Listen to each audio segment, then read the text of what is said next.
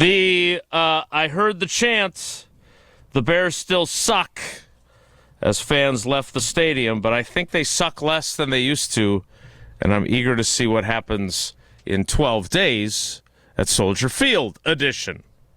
And the Micah Parsons is never being held, at least according to the flags being thrown. We'll talk about that and many other aspects of the Packers' 28-21 victory on Wilde Tausch. Here's what I would say. Since you're not going to answer how you're doing and everything else, the green and gold and how yesterday played out, I don't understand, and I got into it with Homer, and I don't know what was going on with Homer. This. Yeah, No. I don't fully. I don't understand, because you come off and that was a gritty. Damian Woody this morning, I thought, said it nice on Get Up. Just a great heavyweight fight where Green Bay had him kind of on the ropes, right? And the Musgrave catch that wasn't a catch maybe could have been a knockout blow. Well, they don't. And the Bears kind of rope-a-dope back and fight and scrap and compete and tie the game up. And then the Packers come back with another blow. And then finally, we got the bell to ring late with the pick. It's how you win playoff games. It was gritty. It was hard fought. It was everything you'd hope for. If you're a neutral fan of football, that was a great game to watch. If you're a Packers fan, yeah, I think you give the Bears a lot of credit, but you also say about your group, I like the toughness and resiliency of this group. And anytime someone just reverts back to, well, it was lucky. Wait, as a former player, is that what Homer did? I can't get on board when. Yes, that is what he did. I can't get on board with that, and it bothers me. And that's why what I thought would be a post-game celebration of a really good, hard-fought win took a little turn. Now, granted, I got Homer back on the course, but it took me a while. I just want to make sure everybody, from a fan standpoint, we don't get jaded. We shouldn't be jaded. We haven't won a championship in 15 years. But my point is, this was a fun, good, gritty win in a must from a playoff standpoint and positioning. This is what it looks like. Mm-hmm. The last two games have been what playoff games look and feel like, and Green Bay won both of them. Mm-hmm. You guys all remember we were 1-5 in the division last year, right? Does everybody remember that? Mm-hmm. Certainly the Packers do. Hey, boys, guess what we are this year? Undefeated 4-0. 4-0. We're going to be 5-0, and then that Bear game will be a battle. So sometimes it bothers me. Hold up one second. Sometimes it bothers me in the regard of we overreact. We lose. Had Caleb Williams. First off, I said this 100 times, and I'll say it again. J.J. Enikbare's tackle was the catalyst to winning that game. Because if they get a first down, they now have a 4-play free roll to go score and win, and Ben Johnson's going for 2. So we're either going to win 28-27 or lose 29-28. And if we lose 29-28, the whole show's different. Everything's different. Because that's how sports work. You win or you lose. It's not about being pretty, it's about winning and losing. And we won, and I just think sometimes we all sit here up on our perches and we overly critique and overly do all this stuff and understanding, guys, it's blanking hard to win. That was a hard-fought win, and you see it in the locker room because those guys know. And maybe sometimes I forget about that, but I didn't forget about it yesterday. The floor is yours. All right, so a couple things. Not lucky at all. I'm glad you reeled our crazy Uncle Homer back in. I heard about it. I did not hear it, so I'll have to go back on our socials and check that out. First of all, Damian Woody is stealing material from Josh Jacobs, who called it a fist fight, and that's exactly what it was. It was back and forth. It's 14-3, and to your point, it was and awesome. Matt LaFleur's point, they're in a position to knock him out. And they didn't. And then your point about Kingsley Enagbare, who, let's be honest, and this is not the headline from the game, and we don't have to talk about this until later in the week, but it would seem to me that if you're going to allocate resources to the defensive line, you may want to reposition the money you spend on Rashawn Gary and use it to keep Kingsley Enagbare. He's certainly a more impactful player right now than Rashawn Gary is. I thought that this was proof that this is going to be, and we still have to wait and see future games, and there's another one coming up in 12 days, but I think this is a sign that this is going to be a real rivalry for the first time in a long time. And the fact that the Bears showed the resiliency they did made it that, right? I mean, it's, to your point, it's 14-3, and in previous Bears-Packers games, the Bears pack it in, and it's over. And that was not the case yesterday. I am very curious to see what happens in Chicago, because if we're being honest, Tausch, and this is the one, I don't call it a negative, but the one reality is they've got the Browns, who just lost to the Titans next week. So the Bears are probably going to win. If you are right about your, when the schedule came out, prediction about that Denver game, which they've won 10 in a row, they're due for a clunker. But if you're right and Denver beats the Packers, we're right back where we started going into yesterday. So that makes that game on Saturday night, December 20th, a big one too, obviously. And yes, it does, but I'm just going to remind you of this. That could be cute, but the Bears have to play Detroit and San Francisco. They do. Everybody is going to be Jockey City, USA. I do believe that the Bears are going to be the odd men out of the playoffs. That's what I believe. Whether or not that happens or not, obviously, next week. Don't just right. Is that in Cleveland or in Chicago? Must be I believe that's Chicago. in Chicago. They play 3 of their last 4. Okay, so they'll home. probably win that one. But yesterday was huge for the fact that you don't want to fall a game and a half behind. And by the way, sure. You got some tough ball games coming up too. Obviously, next weekend will be a huge test for this team. But this team is just that they're built very similar to, I believe, how our championship team was. Because when you start and my point to Homer and where he freaked out on me was this team closes up games.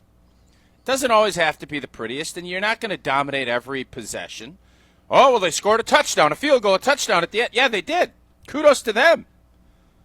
But when they had to have it, did they get it? Or did, just like the Green Bay Packers in 2010-11, did Tremont Williams make a play? Did Tremont Williams make a play? Did Sam Shields make a play? Did Jared Bush make a play? All of those things happened.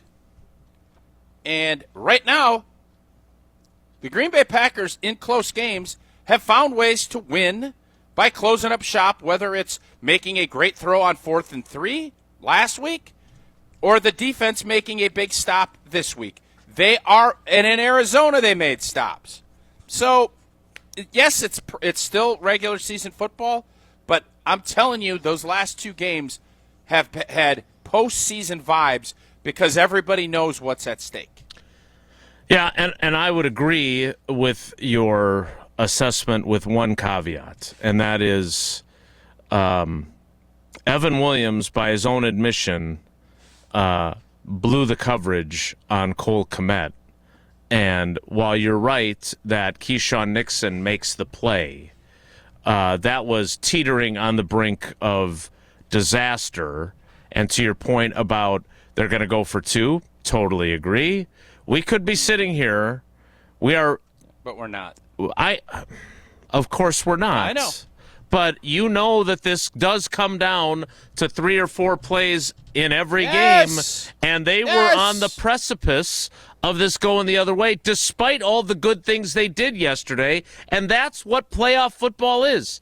Think about how many playoff games the Green Bay Packers have lost where they did a lot of good stuff, where they should have won the game, and they didn't. And yesterday they did, so they get credit for that. But I don't. The margin between these teams is certainly not as big as it used to be. And Ben it's Johnson, not, but it's still. I don't think it's as narrow as yesterday, though, either. All right, we'll see. We'll see in 12 days. Yeah, we will. Yes, we will. Erica in Milwaukee on the Carbless Talk and text line.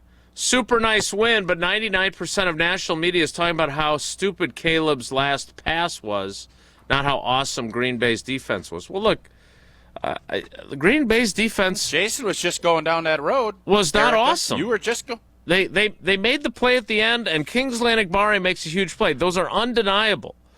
But the Bears go down, and look, the Packers' defense was exhausted. The offense goes 3 and out, quick touchdown to Watson, which is obviously a great thing. I'm not saying it's a bad thing to score too fast. But 3 and out, quick touchdown to Watson, 3 and out. They were gassed. They gave up the touchdown to make it 14-11. They give up the touchdown to make it 21-21. And then a big-time, talk about playoff behavior, the drive that the Packers offense puts together to take the lead with Love's pass to Reed, with the run that Jacobs has, where he's surrounded by 5 Bears and none of them tackle him. Has Gabe Neitzel and the rest of the crew apologized yet? Not to my knowledge. You can check with this Josh team doesn't DiMaggio. need Josh Jacobs. This team doesn't need Josh Jacobs. I just really. It's a great win, and I am not going to be painted as negative Nancy about their performance by any means, but I do think the Bears are closing the gap, and I do think that this game was tight.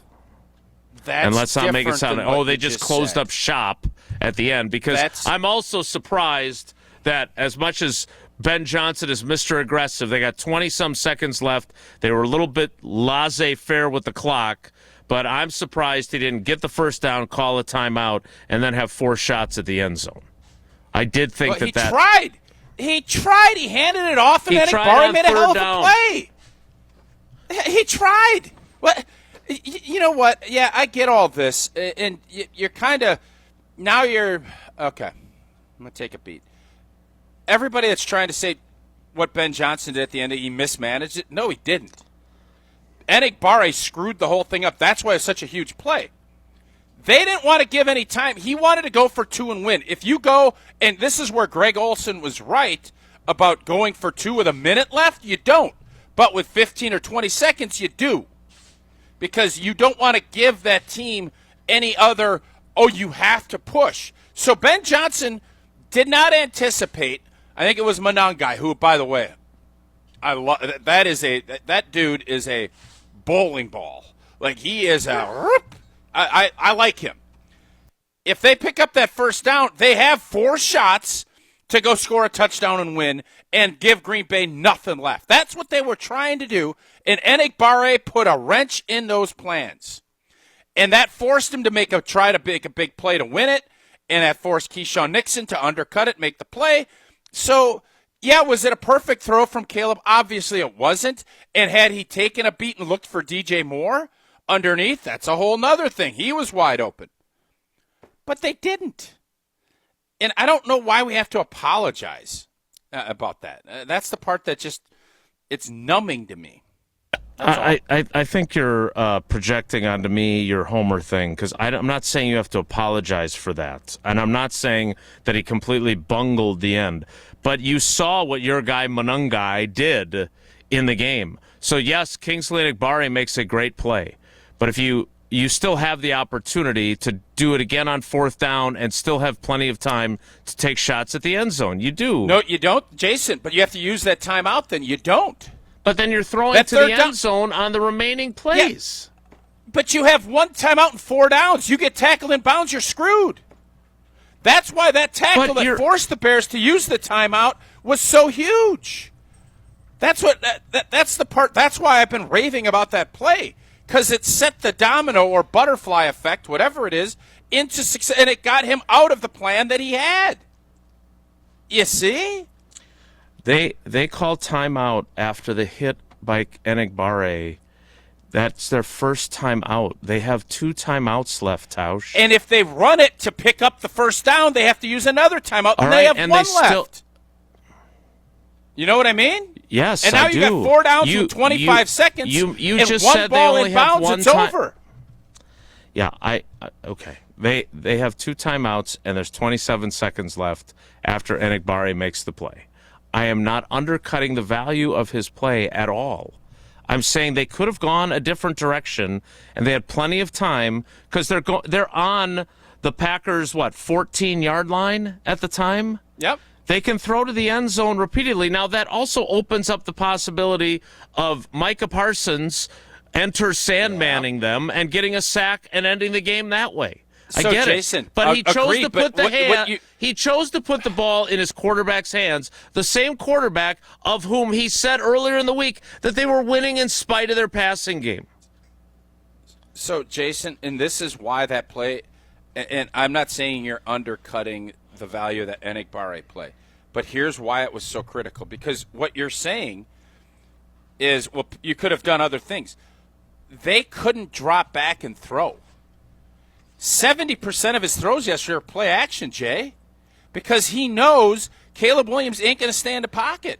Yeah, and you're going to let your guys hunt. So to sit there and say why that play was so big is he knew on 4th and 1, if we pick up a first down and hand it to Monangai and he picks up 4 yards, timeout, 23 seconds left, they know from 14-yard line they ain't going to get in because you're going to have to do drop back. You're not going to have the play action pass stuff. That's why it all goes into the same thing, and that's why I just am raving about how big that play was, because look at what it ended up forcing the Bears to do because they were limited with what they could do, all because J.J. Enigbare went down the line of scrimmage, and I don't know. Monangai is a barrel of a dude. He's going laterally. Monangai's going dead straight ahead, and Enigbare stopped him stone cold right there. Like, I don't know if you realize how tough that is. Like, that was a game-changing play. The interception was cute, no doubt. But Enigbare won us that game in that end. He was the closer on top of Keyshawn Nixon. That's all. Kingsley Enigbare played 39 defensive snaps. Rashawn Gary played 40. Kingsley Enigbare is a better football player right now than Rashawn Gary. That's my hot take for today. I'll say this. Ben Johnson bootlegged the heck out of Rashawn Gary, and he would have done it. He wishes Rashawn Gary would have been in there on that run. He gets the first down. I know that. Mm-hmm. Kingsley Enigbare is awesome, and so are Pella Windows and Doors of Wisconsin. That's a really good transition because it's true. And it may be hard to find a good bargain during the shopping season, but Pella, they want to make sure everybody's holiday is brighter and clearer through beautiful new windows. Pay 0 interest for up to 24 months. At Pella Windows and Doors of Wisconsin, ensure that your home remains comfortable before that brutal post-holiday winter. Santa's magical, but his elves, not as much. Pella's elves, they install year-round and can finish installation in as little as a day. Hurry up, this deal ends December 31st, so schedule your free consultation today at PellaWI.com. Certain restrictions do apply. See showroom for details.